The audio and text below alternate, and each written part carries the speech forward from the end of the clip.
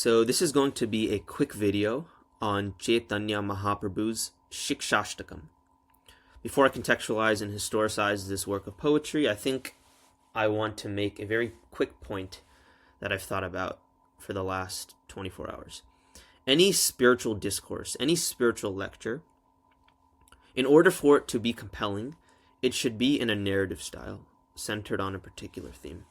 Oftentimes, when we are discussing spiritual topics with people, or hearing a spiritual discussion, we see that it's nothing more than a collection of factoids, trivial facts, meant for the speaker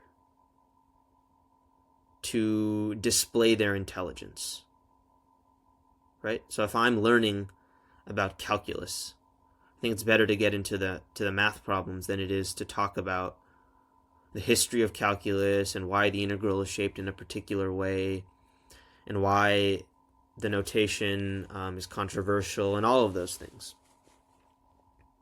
If you want to teach someone something, especially a spiritual topic, in order to be compelling, you should be direct.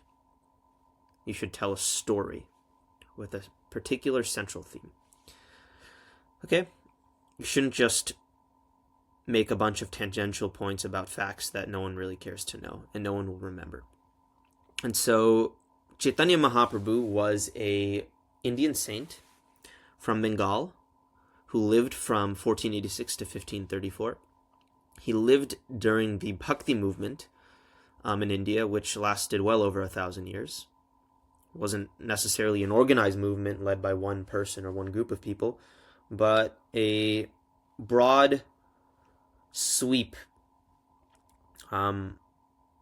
of devotional poetry, music, and literature, starting in South India and then making its way up to the north. Mahaprabhu was unique in that he was a very learned scholar who belonged to a Brahmin family, and yet he was deeply ecstatic about Krishna Bhakti in a way that was, in some sense, peculiar to some of the traditions in India at the time. Right? Poetry comes from the heart, comes from the soul. It's devotional. It is very intimate, and it's not as dry, not as cut and dry as prose. And so Mahaprabhu was unique. He was like perhaps Akka Mahadevi or Mirabai in that he was devotional, and his affection towards Krishna was not just centered on knowledge, but on ecstatic love. Okay? So Mahaprabhu is unique. He distinguishes himself from the other great saints of India in that he was a jnani, but primarily a bhakt, a devotee. He had all the knowledge in the world. By the Gaudiya Vaishnava tradition, which is centered in Bengal today, he is regarded as an avatar of Radha Krishna in the mood of a gopi bhav. The gopis were the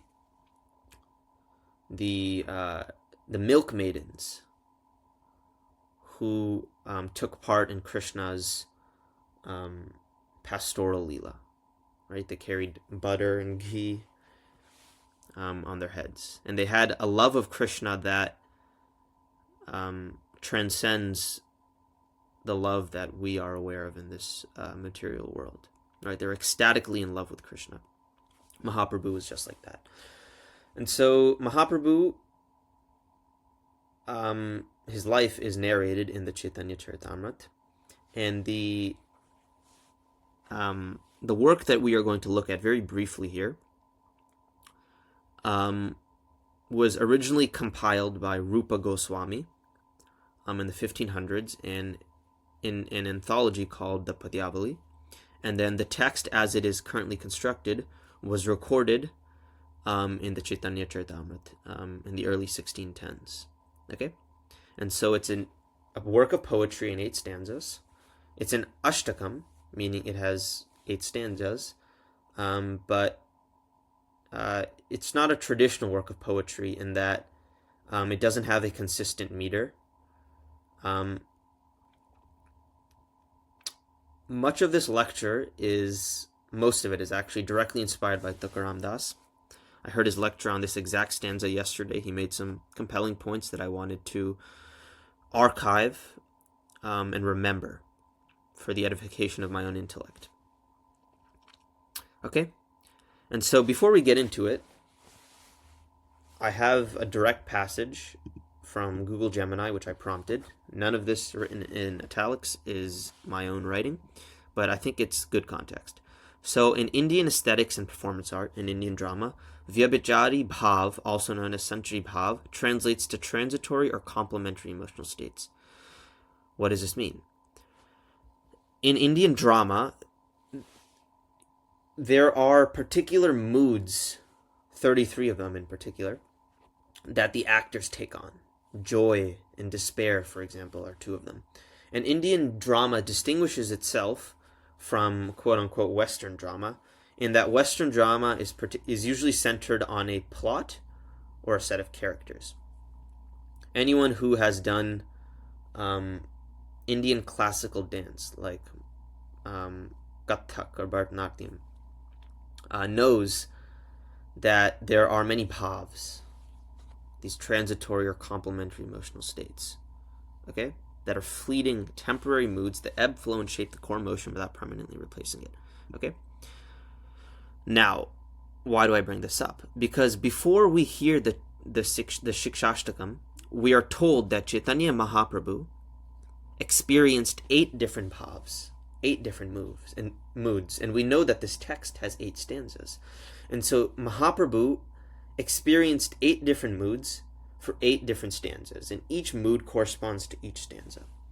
So, in the Chaitanya Charitamrita, Antya Leela, chapter 20, we are told that Mahaprabhu experienced jubilation, lamentation, anger, humility, anxiety, grief, eagerness, and satisfaction. 8 bhavs for each of the, in compiling this 8 stanza or 8 verse work of poetry. Okay, so the first stanza is all that we're going to go over today, because I think it sets the tone for the rest of the text.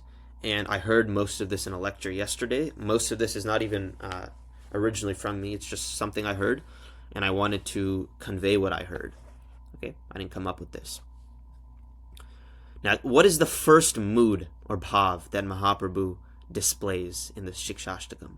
Jubilation, which in Sanskrit is Harsha, which is also a name, like Harshini. In Indian drama theory, Harsha, joy or happiness, is one of the 33 Vyabhicharani bhavs, transitory complementary emotions, that weave in and out of a play to support the dominant permanent mood of the characters. Okay? It is described in the Natya Shastra. Okay? And it is used by actors to color a performance. What are some of its causes or triggers? Achieve desires, meeting loved ones, or receiving blessings from elders and kings. What are some of the physical manifestations? If anyone has ever done classical dance, which I haven't, obviously, but I've seen it. Cheerful expressions, smiling, embraces, trembling with excitement, and tears of joy. So the first stanza of the Siksastakam is in the mood of Harsha. Okay? Now, why is the first stanza significant? Because it gives a definition of Sankirtan, with 4 metaphors in the mood or bhav of Harsha or joy. What is Sankirtan? Sankirtan is the chanting of Krishna's holy name for the purification of the self. Okay? The last verse of the Bhagavatam, which is the most significant text in the Vedic corpus, Vedvyas, the composer, who is an avatar of Vishnu, says, Nam Sankirtanam Yasya Sarva Papa Pranashanam. Through the chanting of Krishna's holy names, all of one's sins are destroyed. And so in this first verse, which is in the mood or bhav of Harsha or joy, Chaitanya Mahaprabhu gives us a definition of Sankirtan. Kirtan, Kirt means to glorify. Again, this comes directly from the lecture I heard yesterday. I'm not an expert who's just devised this lecture. I'm speaking impromptu because of how because of my proximity in time to the lecture I heard yesterday. Kirt means to glorify. Sankirtanam is to glorify or chant Krishna's names in a congregational setting, right? Meaning you can chant Japamala, or you can do Kirtan, singing Krishna's names with musical instruments in a group of people. Okay? So Mahaprabhu, in the first stanza, in the mood of joy, gives 4 metaphors to describe Sankirtan. He says that it cleanses the mirror of the mind, or the heart, or more properly, the consciousness, right? Because the term that is used is Chaitanya, which we'll get to. It extinguishes the forest fire of material desire or existence. It spreads the moonlight of knowledge, and it expands the ocean of bliss. These are 4 metaphors which on their own don't mean much, but when put together, tell us a lot. So let's look directly at the first stanza of this Ashtakam, which is Mahaprabhu's instruction. Cheto darpana marjanam bhava maha davagni nirvapanam shaya kairava chandrika vitranam vidya vadu jivanam anandam buddhi vardhanam pratipadam purnam ratsvadanam sarvatma snapanam param vijayate Shri Krishna Sankirtanam. So in the lecture yesterday, Tukaram Das essentially said, look, this verse is a definition of Shri Krishna Sankirtanam, which comes up in the last line. So to properly look at this verse, what we can essentially say is Shri Krishna Sankirtanam, semicolon, and then put a definition. So what is Shri Krishna Sankirtanam? What is the glory of chanting Krishna's name? Cheto darpana marjanam. Marjanam means to clean. Okay? And actually, before we even break it down word by word, let's read the translation. Let there be all victory for the chanting of the holy name of Lord Krishna, which can cleanse the mirror of the mind, Cheto darpana marjanam, and stop the miseries of the blazing fire of material existence. Bhava maha davagni nirvapanam. That chanting is the waxing moon that spreads the white lotus of good fortune for all living entities. You're not going to know what that means until I explain it, because it's very confusing, right? Shaya kairava chandrika vitranam. It is the life and soul of all education. Vidya vadu jivanam. Anandam buddhi vardhanam pratipadam purnam ratsvadanam. The chanting of the holy name of Krishna expands the blissful ocean of transcendental life.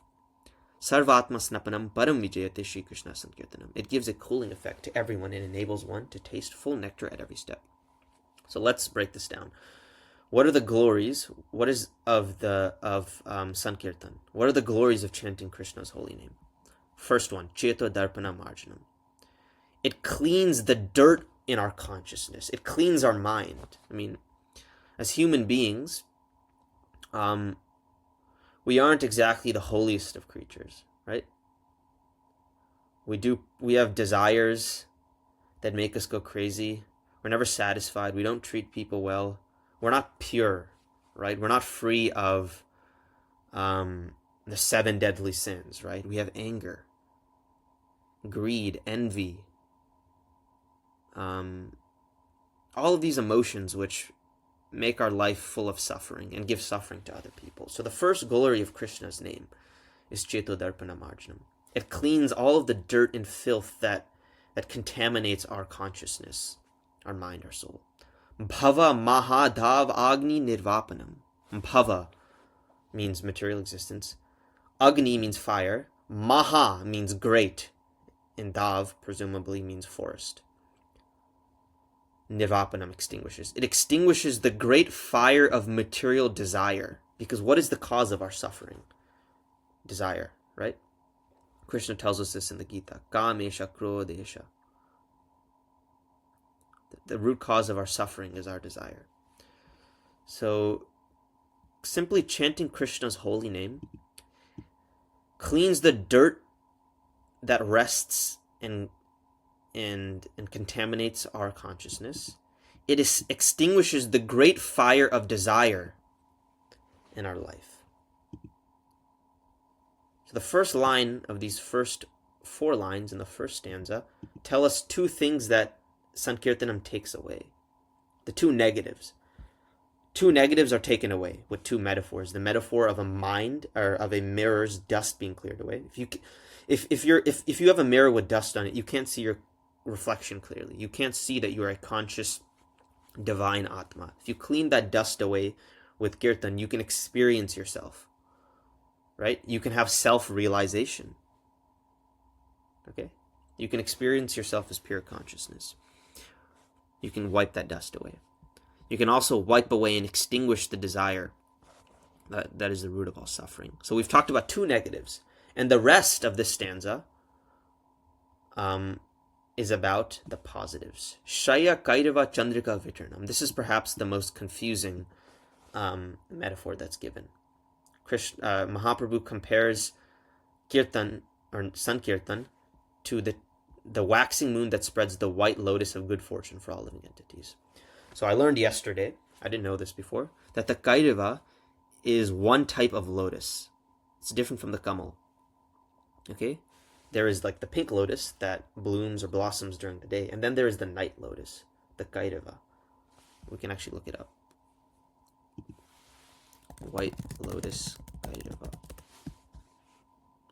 Kairava is a Sanskrit term for the night blooming white lotus or white water lily. Unlike day blooming lotuses, the Kairava is nocturnal and opens its petals only when the moon rises. It holds deep spiritual significance in Hindu philosophy and devotion, right? So this is not the traditional lotus that we see. Why is this metaphor being used? Well, because Krishna's holy name, kirtan of his name, is compared to the white lotus blossoming at night as the moonlight shines its rays on it. Right? That's a very beautiful image. Try to understand that for a moment. There's this flower that blossoms only at night. It's a beautiful white color. In kirtan, or chanting Krishna's name, is like that. It's like the moonlight hitting that white lotus so that it blossoms. It's the waxing moon that spreads the white lotus. So this is the Shukla Paksh, right? For anyone familiar with Vedic astrology, right? There's when the moon waxes, it's Shukla Paksh. When the moon wanes, it's the Krishna Paksh. Krishna actually means black, right? And Krishna's skin is very dark as well. So what does the holy name do? It spreads the white lotus of good fortune for all living entities, just as the moon casts its moonlight upon a white lotus. Very beautiful image, right? It illuminates this white lotus so that it can blossom. And something that I just came up with right now, which I'm not sure if the author intended this, but this is the art of literary analysis, right? The white lotus is spread by darkness, just like the living entity is spread by Maya, illusion, suffering, despair. And yet it blossoms in that night. Similarly, in this material world, Krishna's holy name can help us blossom amidst all of the darkness around us. I just came up with that now. I think it does a good job of describing the beautiful poetry here. Now it says Vidya Vadu Jivanam. Vidya means knowledge and Vadu means wife. This is very interesting. Mahaprabhu is saying that kirtan, or chanting Krishna's holy names through Nam Jap, is like the husband of knowledge, which is the wife. So knowledge is the wife of the holy name, which is the husband. So the husband is Krishna's name, and Krishna's name's wife is Vidya, meaning knowledge follows Krishna's holy name. Just like a husband is committed to his wife, and his wife is committed, and the wife is committed to the husband, similarly, knowledge flows and follows in the direction of Krishna's holy name. It is the wife of the holy name. They go together. They're two parts of a whole. Okay? But the kirtan, the chanting of Krishna's holy name, is primary here. Knowledge follows it. You don't need to pursue knowledge, right? One of the critiques that the Bhakti movement pundits or poets and saints like Kabir, Guru Nanak, Mahaprabhu, one of the critiques they make of the Brahminical system that exists in India at the time, led by the Brahmins, the Pandits, is that they're too focused on these narrow definitions of knowledge, right? And hierarchy. Mahaprabhu here is saying that vidya, or knowledge, is not something that you have to independently pursue. By chanting Krishna's holy name, knowledge automatically comes to you. And we learned this if you've seen my Bhagavad Gita series. We gave a 4-verse summary of the Bhagavad Gita, where Krishna says in verse 10:10, Tesham satata yuktanam bhajatam pritipurvakam dadami buddhiyogam tam yena mamapiyantate. In verse 10:11, he says, Tesham evanukampartam aham agyanajam tamaha nashayami atmabhavasto jnana deepena bhasvataha. To those who are constantly devoted to serving me with love. What is devotion to serving Krishna with love? Bhajatam pritipurvakam. It means chanting his holy name.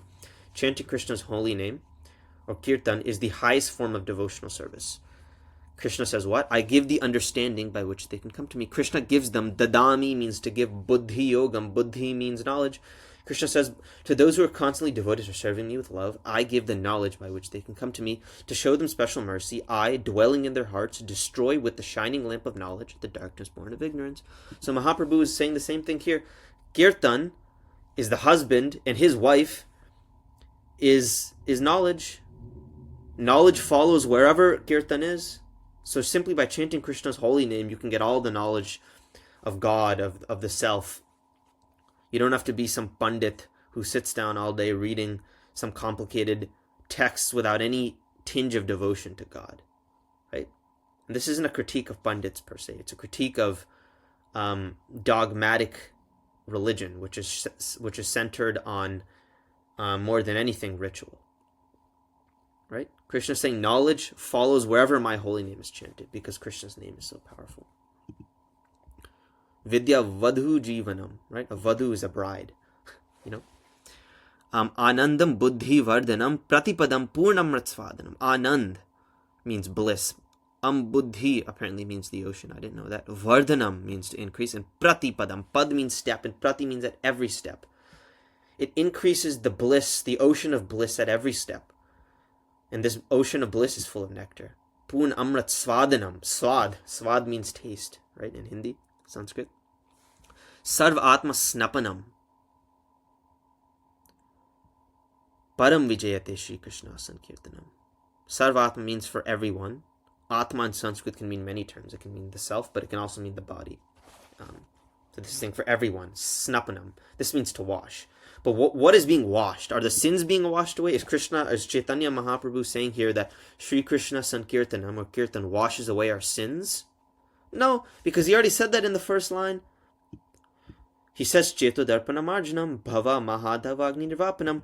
Once we've been washed of our pap, of the improper thoughts and desires that fester in our mind, Sarvatma Snapanam. We bathe ourselves, not in this purifying water to wipe away our sins. That's already been done. But in a water, in a pond, in an ocean of nectar, of bliss. Simply by chanting Krishna's name, we can connect with and experience him directly. Param vijayate Shri Krishna Sankirtanam. And so Mahaprabhu says, all glory to Shri Krishna Sankirtanam. He's essentially saying all of these terms, and then he's saying, well, these terms actually just define Shri Krishna Sankirtanam. So a better way for us in English to understand this would be to say Shri Krishna Sankirtanam, colon, a dot, and then a colon, watch my cursor. And then we have all these lines. So Param Vijayate, great victory and glory to Shri Krishna Sankirtanam, which can wipe the dust away from the mirror of our consciousness, which can extinguish the blazing forest fire of desire that gives suffering to our life, which spreads moonlight on a white lotus, a kairava, like the waxing moon, which brings with it all good fortune and all knowledge, right? Because Krishna, or Madhav, is the husband of the goddess of fortune. All knowledge, all fortune flows wherever Krishna is. By chanting his holy names, his bride, his wife, Lakshmi, Radha, comes. And obviously, we don't want fortune. Those are not things that are desired by a devotee of Krishna. They come by their own accord, but in fact, they can often be impediments to to devotion or to love of God, right? Great fortune, great wealth. So here the Vidya Vadhu is not really referring to fortune. I just said that in excitement. It's referring to knowledge. Anandam buddhi vardhanam pratipadam purnam ratsvadanam. It gives unlimited increasing bliss at every step. It bathes us in this ocean of nectar. So great glories to Sri Krishna Sankirtanam. And so why did I bring up Indian drama theory at the beginning? Because clearly the mood of this first stanza is harsha, joy and happiness. Right? Krishna Das Kaviraj Goswami, the author of the Chaitanya Charitamrita, tells us that Chaitanya Mahaprabhu experienced all kinds of emotion, 8 of them. 1, 2, 3, 4, 5, 6, 7, 8 for the 8 stanzas. So the first stanza, Mahaprabhu experiences harsha, joy and bliss, when he's glorifying the holy name of Krishna. It's just the chanting of Krishna's name. That is the main devotional act. The purpose of life is just to do that, to chant Krishna's name, because it gives us all of these gifts. It purifies us of all of our sins, wipes away our material desires that later lead to more suffering. It brings with it all knowledge, shines on us like a white Kairava lotus, which in the night, amidst all of the darkness, can blossom. Gives us this oceanic bliss and bathes us in nectar. Right? So the first stanza of the Siksastakam, composed by this great poet saint, Chaitanya Mahaprabhu, which in the Gaudiya Vaishnava tradition is regarded as a combined avatar of Radha Krishna, Mahaprabhu is experiencing joy. Now in the second stanza, which we're not going to get to today, Mahaprabhu's mood switches from jubilation to lamentation, from one end to the other. 2 completely opposite emotions: bliss, anand, jubilation, harsha, to lamentation, shoka, or shok.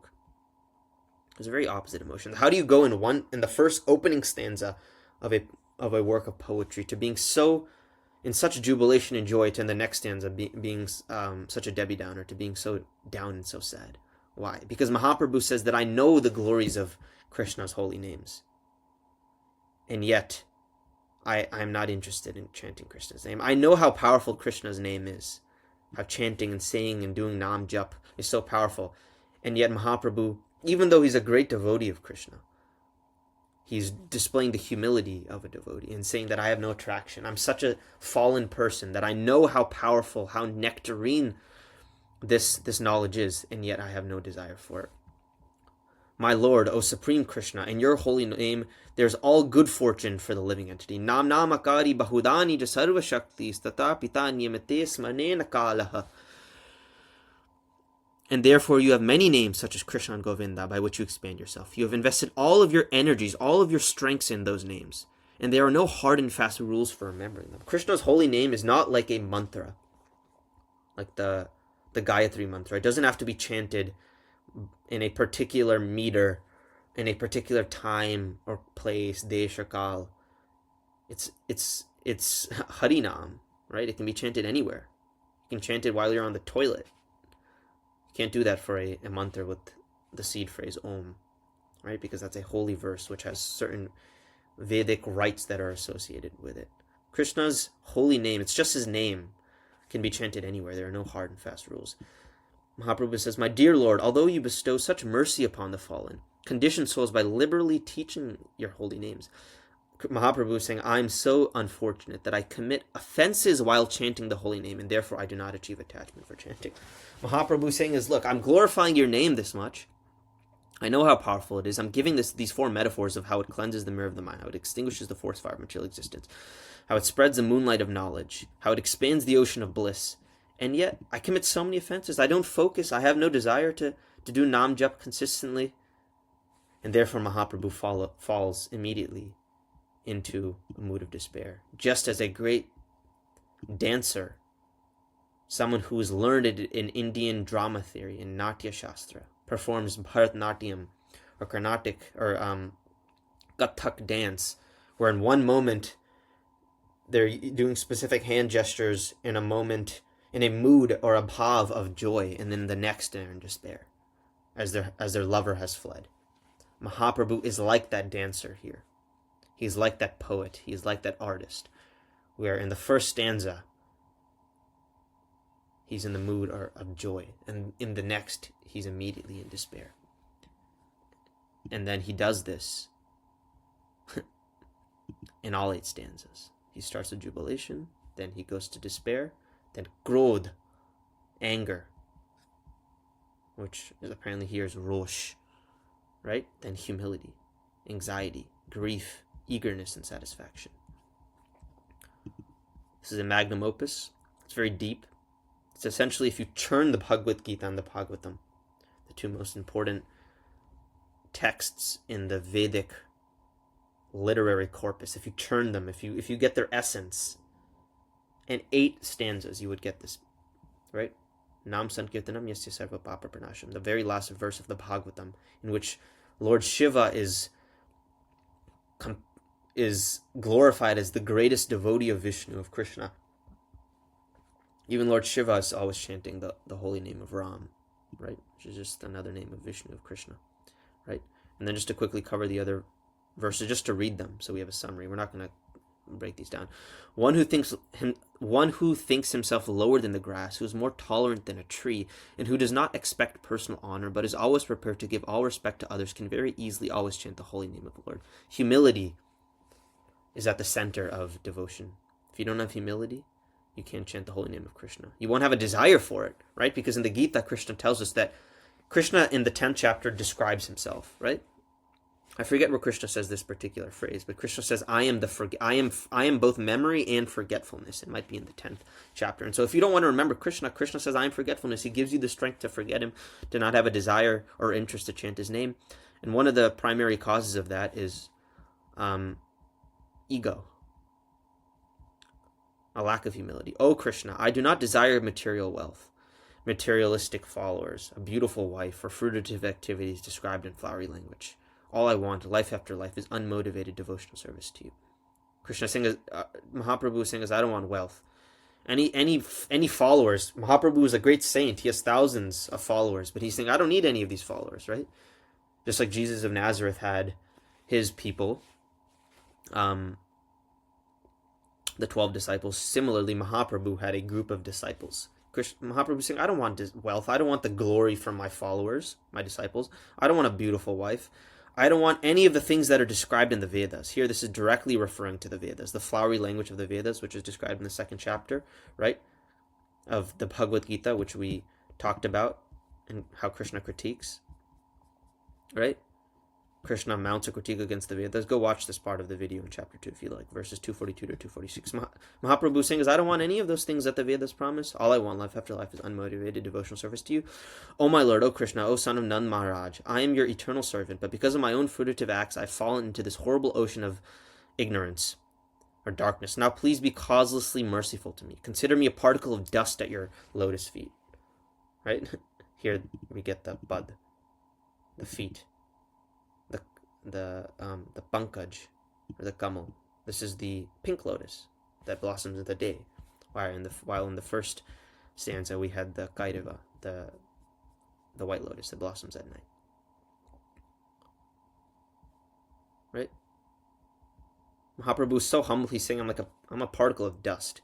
This is a great saint, self-realized, regarded by the Bengali Vaishnava tradition as Sri Krishna himself in the loving mood of Radharani. He's saying, I'm like a particle of dust. He says, my dear Lord, when will my eyes be beautified by filling with tears that constantly glide as I chant your holy name? When will my voice falter and all the hairs on my body stand erect in transcendental happiness as I chant your holy name? These are some of the symptoms of someone who loves Krishna. In the same way that a lover thinks of his beloved in such deep ecstasy and emotion and sadness, Mahaprabhu is thinking in separation of Krishna in the same way. He says, I want my eyes to fill with tears as I think of you and remember you, my Lord. When will my voice falter? When will when will I have goosebumps as I chant your holy name? He's saying, I just chant the holy name out of duty, out of principle. I just do it because I have to and I know it's the right thing. Even though Mahaprabhu doesn't. He is self-realized. He's saying this out of humility. He's saying, when will I actually feel the nectar and joy and sense of separation and love for you? When will I? My Lord Govinda, because of separation from you, I consider even a moment a great millennium. Tears flow from my eyes like torrents of rain, and I see the entire world as void. A devotee of Krishna sees the world as empty without him. Tears flow from my eyes like torrents of rain. Wow, look at this. This is why this is a work of poetry. It's not, you can't put this in prose. Let Krishna tightly embrace this maidservant who has fallen at his lotus feet. Mahaprabhu is referring to himself as a maidservant. Or let him trample me or break my heart by never being visible to me. Mahaprabhu is saying, you can do anything to me, Krishna. You can treat me as badly as you want. You know, sometimes a lover toys with his beloved. Mahaprabhu is doing that here. My heart, by never being visible to me. He's saying, Krishna, you're a debauchee after all, and you can do whatever you like. Which, I'm not going to break this down now, but this is, if you call anyone a debauchee, that's a very degrading term, right? But here it's a bit of a teasing term, right? Krishna, because of how he dances with the gopis. He's a debauchee after all and can do whatever he likes. But still he alone and no one else is the worshipable Lord of my heart. Worshipable Lord of my heart. So, I mean, look at how we end here. Mahaprabhu is satisfied. He's saying, still, despite all of this, I'm satisfied because you're my Lord. Look at the grief and anxiety, right? Look at this. All the grief here. The anxiety. And so that's why I wanted to go over the first verse of the Siksastakam. Much of this lecture, on the first stanza at least, the metaphors, was inspired by Tukaram Das, who delivered a fairly intriguing lecture on the subject. First stanza gives a definition of Sri Krishna, Sankirtanam, in the bhav or mood of harsha, with 4 metaphors. Sankirtan, Kirtan, chanting Krishna's names, cleanses the mirror of the heart.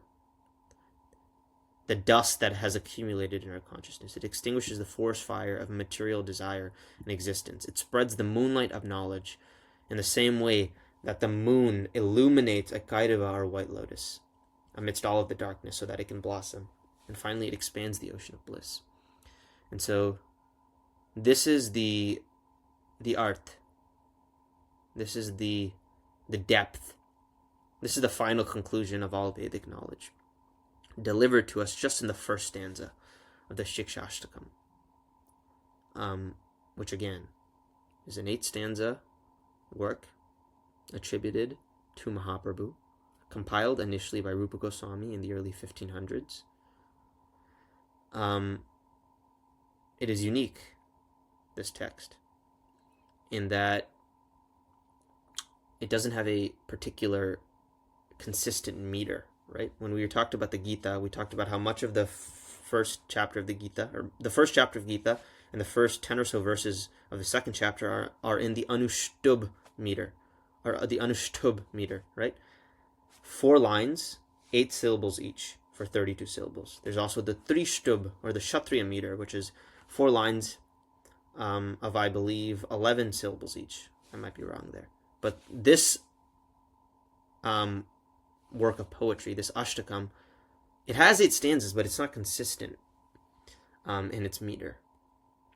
Even the mood or the bhav is inconsistent throughout. So it breaks many of the rules of traditional poetry, but that's what makes it so unique. You get a distinct bhav in each of the 8 stanzas. And so many beautiful metaphors. And to me, just to finally conclude, I was very much moved by the metaphor of the Shaya Kairava Chandrika Vitranam, the blossoming white lotus, shined or illuminated by the moon, amidst all of the darkness. Right? It's not a big deal for a pink lotus or a lotus to blossom during the daytime, but to blossom at night, amidst all of the darkness, without presumably many photons.